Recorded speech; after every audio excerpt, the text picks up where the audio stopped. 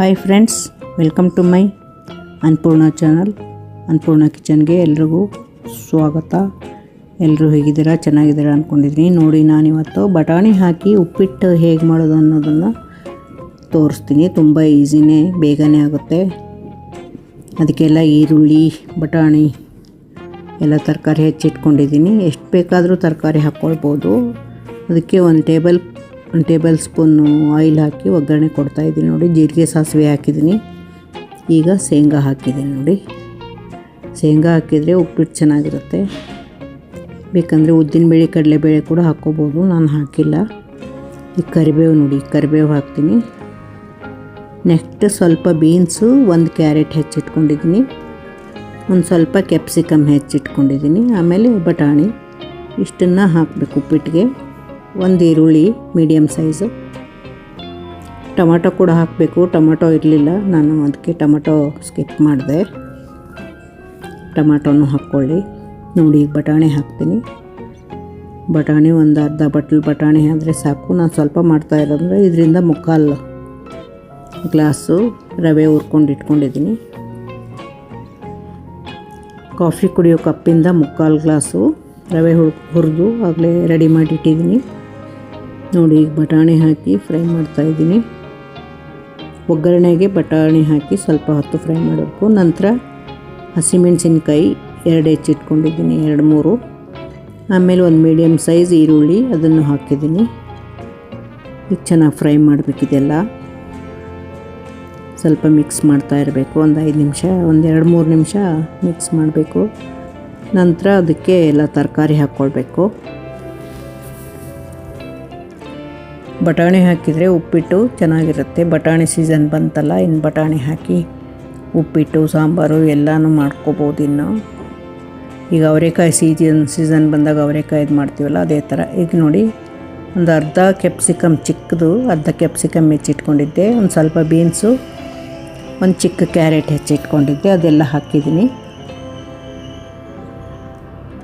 ನೋಡಿ, ಎಲ್ಲ ಮಿಕ್ಸ್ ಮಾಡ್ತೀನಿ. ಈಗ ಒಂದು 2-3 ನಿಮಿಷ ಬಿಡಬೇಕು. ಹಾಗೆ ಎಲ್ಲ ತರಕಾರಿ ಸ್ವಲ್ಪ ಚೆನ್ನಾಗಿ ಫ್ರೈ ಆಗಬೇಕು ಈ ಎಣ್ಣೆಲಿ, ಅಂದರೆ ಉಪ್ಪಿಟ್ಟು ಟೇಸ್ಟಿಯಾಗಿ ಬರುತ್ತೆ. ಯಾರ್ಯಾರಿಗೆಲ್ಲ ಉಪ್ಪಿಟ್ಟು ಇಷ್ಟ ಕಮೆಂಟ್ ಮಾಡಿ. ನನಗೆ ಕೂಡ ಉಪ್ಪಿಟ್ಟು ಅಂದರೆ ತುಂಬ ಇಷ್ಟ. ಹರಳುಪ್ಪು ಹಾಕಿದ್ದೀನಿ, ಹರಳುಪ್ಪು, ಏಕೆಂದರೆ ಸಾಲ್ಟ್ ಪೌಡ್ರ್ ಖಾಲಿಯಾಗಿತ್ತು, ತರಬೇಕು.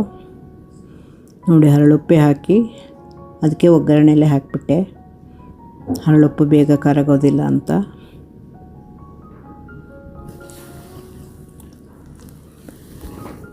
ನೋಡಿ, ಚೆನ್ನಾಗಿ ಫ್ರೈ ಆಗ್ತಾಯಿದೆ.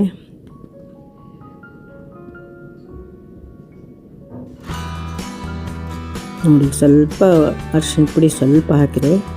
ಈ ಸಣ್ಣ ಸ್ಪೂನಿಂದ 1/4 ಚಮಚ ಅರಿಶಿನ ಪುಡಿ ಹಾಕಿದ್ದೀನಿ. ಸಾಕು, ಜಾಸ್ತಿ ಹಾಕಿಬಿಟ್ರೆ ಬರೀ ಅರಿಶಿನ ಆಗುತ್ತೆ. ಅಷ್ಟು ಹಾಕಿದರೆ ಸಾಕು.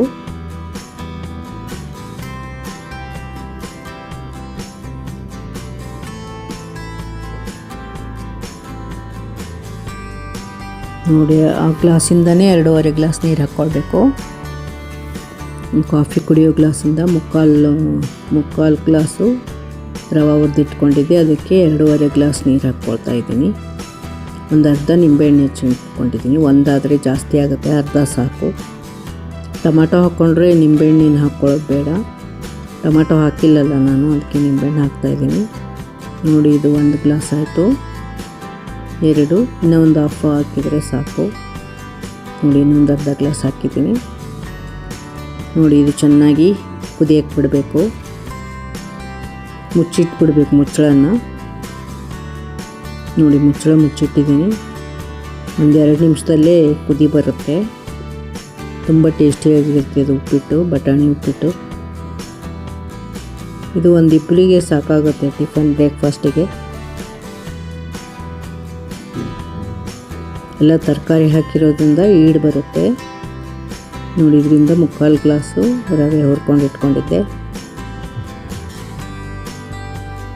ನೋಡಿ, ಚೆನ್ನಾಗಿ ಕುದಿ ಬರಬೇಕು. ಕುದಿ ಬಂದಾಗ ಅದಕ್ಕೆ ರವೆನ ಮಿಕ್ಸ್ ಮಾಡಿ ಕುದಿಸ್ಬೇಕು. ನೋಡಿ, ನೋಡ್ತಾ ಇದ್ದೀನಿ ತೆಗೆದು. ಕುದಿ ಬರ್ತಾ ಇದೆ ಅಂತ ನೋಡಿ, ಹೀಗೆ ಕುದೀತಾ ಇದೆ.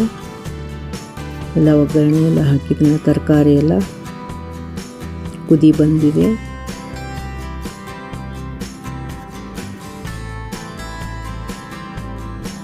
ನೋಡಿ, ತರಕಾರಿ ಎಲ್ಲ ಹಾಕಿ ಮಾಡಿದರೆ ಹೆಲ್ದಿ ಫುಡ್ಡು ತುಂಬ ಚೆನ್ನಾಗಿರುತ್ತೆ.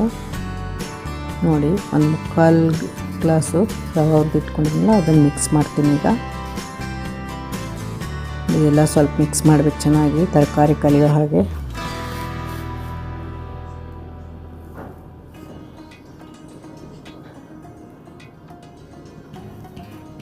ಯಾರಾದರೂ ದಿಢೀರ್ನೆ ಗೆಸ್ಟ್ ಬಂದರೆ ದಿಢೀರ್ನೆ ಮಾಡಿಕೊಡೋಕೆ ಬರುತ್ತೆ, ಬೇಗನೂ ಆಗುತ್ತೆ. ಮಕ್ಕಳು ತರಕಾರಿ ತಿನ್ನಲ್ಲ, ಈ ರೀತಿ ಮಾಡಿಕೊಟ್ರೆ ಉಪ್ಪಿಟ್ಟಿನಲ್ಲಿ ಹಾಗೆ ಮಕ್ಕಳಿಗೆ ತಿನ್ನಿಸೋದನ್ನು ಕಲಿಸ್ಬೇಕು. ಮಕ್ಕಳು ಕೂಡ ತಿಂತಾರೆ. ಇದಕ್ಕೆ ತುಪ್ಪ ಹಾಕ್ಕೊಂಡು ತಿನ್ಬೇಕು. ಬಿಸಿ ಉಪ್ಪಿಟ್ಟಿಗೆ ತುಂಬ ಟೇಸ್ಟಿಯಾಗಿರುತ್ತೆ. ನಂತರ ಮೊಸರು ಹಾಕ್ಕೊಂಡು ಕೂಡ ತಿನ್ಬೋದು, ಇದು ಚೆನ್ನಾಗಿರುತ್ತೆ.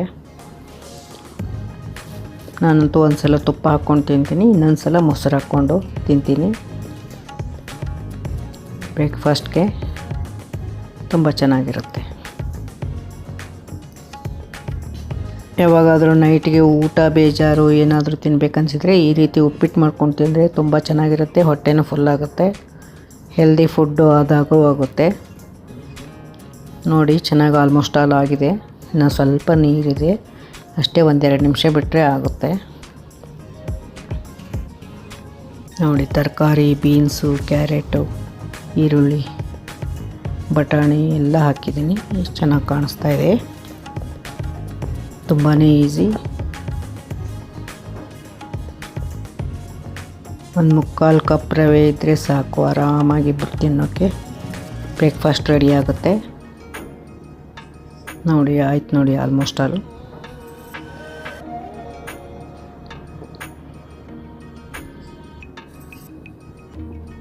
ಕೊತ್ತಂಬರಿ ಕೂಡ ಹಾಕಿರೋದ್ರಿಂದ ತುಂಬ ಚೆನ್ನಾಗಿ ಸ್ಮೆಲ್ ಬರ್ತಾ ಇರುತ್ತೆ. ಏನಿದು ಉಪ್ಪಿಟ್ಟಿಗೆ ಜಾಸ್ತಿ ಟೈಮೇ ಬೇಡ, ಒಂದು 10 ಮಿನಿಟ್ಸ್ ಆದರೆ ಸಾಕು, ಬೇಗನೆ ಆಗುತ್ತೆ. ತರಕಾರಿ ಕೂಡ ಎಲ್ಲ ಒಂದೊಂದು ಥರ ಹೆಚ್ಚಿಟ್ಕೊಂಡ್ಬಿಟ್ರೆ ಸಾಕು, ಸ್ವಲ್ಪ.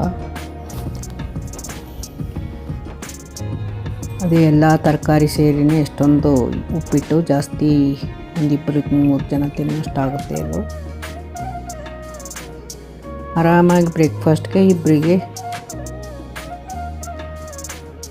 ಆಗುತ್ತೆ. ಇದು ಹಾಗೆ ತುಂಬ ಟೇಸ್ಟಿ ಕೂಡ ಆಗಿರುತ್ತೆ, ಹೆಲ್ದಿ ಫುಡ್ ಇದು. ಎಲ್ಲರೂ ಟ್ರೈ ಮಾಡಿ ನೋಡಿ. ಈ ಚಳಿಗಾಲದಲ್ಲಿ ನೈಟ್ ಉಪ್ಪಿಟ್ಟು ಮಾಡ್ತೀವಲ್ಲ, ಯಾವಾಗಾದರೂ ತಿನ್ಬೇಕನ್ಸಿದ್ರೆ ಈ ಥರ ಎಲ್ಲ ತರಕಾರಿ ಹಾಕಿ ಮಾಡಿ, ತುಂಬಾ ಚೆನ್ನಾಗಿರುತ್ತೆ.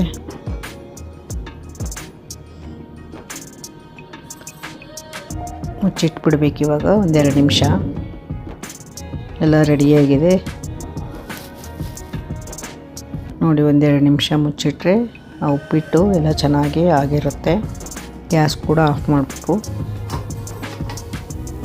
ನೋಡಿ, ಈಗ ರೆಡಿಯಾಗಿದೆ ಉಪ್ಪಿಟ್ಟು.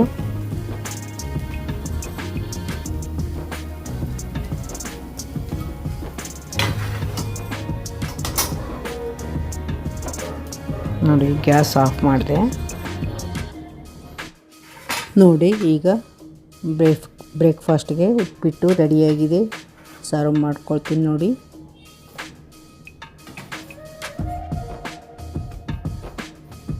ನೋಡಿ, ತುಂಬ ಚೆನ್ನಾಗಿದೆ.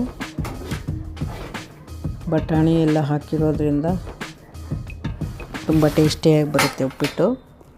ನೋಡಿ, ಇನ್ನೂ ಒಬ್ಬರು ತಿನ್ಬೋದಾದ ಉಪ್ಪಿಟ್ಟು ಅದರಲ್ಲಿದೆ ನೋಡಿ. ಇದಕ್ಕೆ ಸ್ವಲ್ಪ ಉಪ್ಪಿನಕಾಯಿ ಹಾಕ್ಕೊಳ್ತೀನಿ. ಉಪ್ಪಿನಕಾಯಿ ಹಾಕ್ಕೊಂಡ್ರೂ ಕೂಡ ಟೇಸ್ಟಿಯಾಗಿರುತ್ತೆ. ಹಾಗೆ ಒಂದು ಸ್ವಲ್ಪ ತುಪ್ಪ ಹಾಕ್ಕೊಳ್ಬೇಕು ಉಪ್ಪಿನಕಾಯಿ ಜೊತೆಗೆ, ತುಂಬ ಚೆನ್ನಾಗಿರುತ್ತೆ. ಚಟ್ನಿ ಪುಡಿ ಇದ್ದರೆ ಚಟ್ನಿ ಪುಡಿ ಹಾಕ್ಕೊಳ್ಬೇಕು. ಹುರ್ಗಡ್ಲೆ ಚಟ್ನಿ ಪುಡಿ ಇರುತ್ತಲ್ಲ, ಅದು ಕೂಡ ಚೆನ್ನಾಗಿರುತ್ತೆ ಇದ್ರ ಜೊತೆಗೆ. ಯಾರಿಗೆಲ್ಲ ಉಪ್ಪಿಟ್ಟು ಇಷ್ಟ ಅವರೆಲ್ಲ ಕಮೆಂಟ್ ಮಾಡಿ. ನೋಡಿ, ನಾನು ನಿಂಬೆಕಾಯಿ ಉಪ್ಪಿನಕಾಯಿ ನನಗೆ ಇಷ್ಟ, ಅದನ್ನೇ ಹಾಕ್ಕೊಳ್ತಾ ಇದ್ದೀನಿ. ಮಾವಿನಕಾಯಿ ಅಷ್ಟೊಂದು ಇಷ್ಟ ಆಗೋಲ್ಲ ನನಗೆ, ನಿಂಬೆಕಾಯಿ ಉಪ್ಪಿನಕಾಯಿ ತುಂಬ ಇಷ್ಟ ಆಗುತ್ತೆ, ಅದನ್ನೇ ಹಾಕ್ಕೊಳ್ತೀನಿ.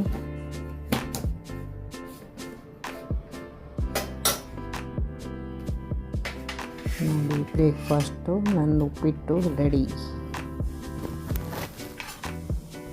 ಈಗ ಟೇಸ್ಟ್ ನೋಡ್ತೀನಿ. ನಾನು ಹಾಲಲ್ಲಿ ಕುತ್ಕೊಂಡೇ ತಿನ್ನೋದು ಯಾವಾಗಲೂ. ನಾನು ಅಲ್ಲಿ ಡೈನಿಂಗ್ ಟೇಬಲ್ ಮೇಲೆ ಅಲ್ಲೇ ಇಟ್ಟು ಅಲ್ಲೇ ಟೇಸ್ಟ್ ನೋಡ್ತೀನಿ.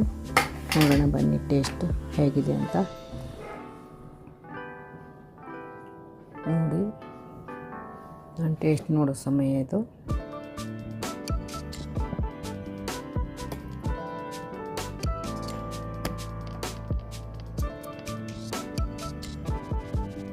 ನಮ್ಮ ಬೆಕ್ಕು ನೋಡಿ ಇಲ್ಲಿ ಕುತ್ಕೊಂಡಿದೆ.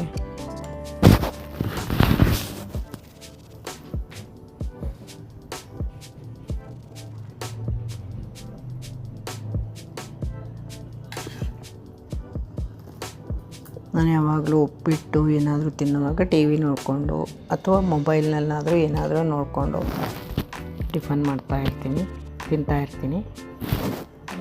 ನೋಡಿ ತುಂಬ ಸೂಪರಾಗಿದೆ ಉಪ್ಪಿಟ್ಟು. ಎಲ್ಲರೂ ಟ್ರೈ ಮಾಡಿ ನೋಡಿ, ತುಂಬಾ ಈಸಿ.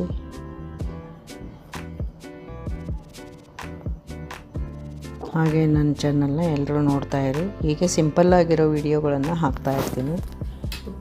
ತುಂಬ ಈಸಿಯಾಗಿ ಮಾಡುವಂಥ ಅಡುಗೆನ ಬ್ರೇಕ್ಫಾಸ್ಟ್ನ ಹಾಕ್ತಾಯಿರ್ತೀನಿ. ಜಾಸ್ತಿ ಮಸಾಲ ಪದಾರ್ಥ ಆ ಥರ ಎಲ್ಲ ಯೂಸ್ ಮಾಡಲ್ಲ ನಾನು. ಜಾಸ್ತಿ ಸಿಂಪಲ್ಲಾಗಿ ಮಾಡೋದೇ ಜಾಸ್ತಿ ಅಡುಗೆನ. ನೋಡಿ ತುಂಬ ಚೆನ್ನಾಗಿದೆ ಉಪ್ಪಿಟ್ಟು.